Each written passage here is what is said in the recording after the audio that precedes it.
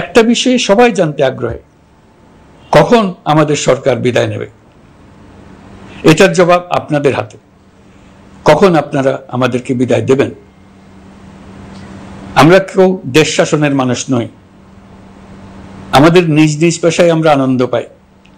দেশের সংকটকালে ছাত্রদের আহ্বানে আমরা এই দায়িত্ব গ্রহণ করেছি।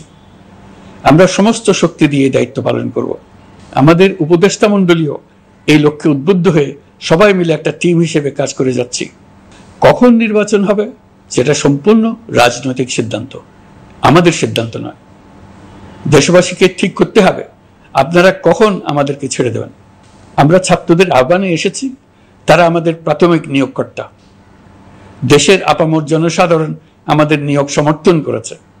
আমরা ক্রমাগতভাবে সবাইকে বিষয়টি স্মরণ করিয়ে যাব, যাতে হঠাৎ করে এই প্রশ্ন উত্থাপিত না হয় আমরা কখন যাব। তারা যখনই বলবে আমরা চলে যাব। আমরা সংস্কারের অংশ হিসেবে নির্বাচন কমিশনকেও সংস্কার করব। কমিশনকে যে কোনো সময় আদর্শ নির্বাচনের জন্য প্রস্তুত রাখব। আমরা বিভিন্ন সংস্কারের কাজ শুরু করেছি। দেশবাসীকে অনুরোধ করব একটা আলোচনা শুরু করতে।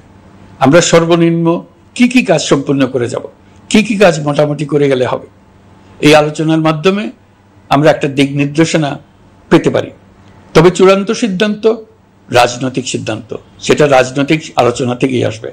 এই দিক নির্দেশনা না পেলে আমরা দাতা সরকার এবং আন্তর্জাতিক অর্থনৈতিক প্রতিষ্ঠানসমূহের সঙ্গে আলোচনায় দৃঢ়তার সঙ্গে অগ্রসর হতে পারছি না।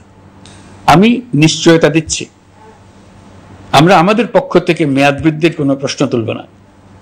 আমরা আপনাদের সকলের দোয়া চাই। যেই কদিন আছি সেই সময়টুকু উপদেষ্টা মণ্ডলীর প্রত্যেকে নিজ নিজ সাধ্যমতো দেশের এই সংকটকালে সংকট উত্তরণে যেন নিজ নিজ মেধা সাধ্যমতো কাজে লাগাতে পারে।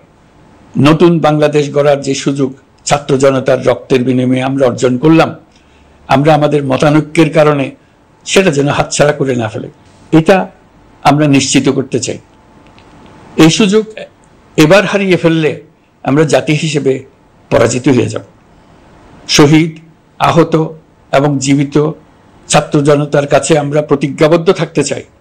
আমরা এই অর্জনকে কিছুতেই হারিয়ে যেতে দেব না। যে সুযোগ তারা আমাদেরকে দিয়েছে তার মাধ্যমে আমাদের দেশকে পৃথিবীর একটি শ্রদ্ধেয়, সকল দিকে দৃষ্টান্ত স্থাপনকারী দেশে পরিণত করতে আমরা শপথ নিয়েছি।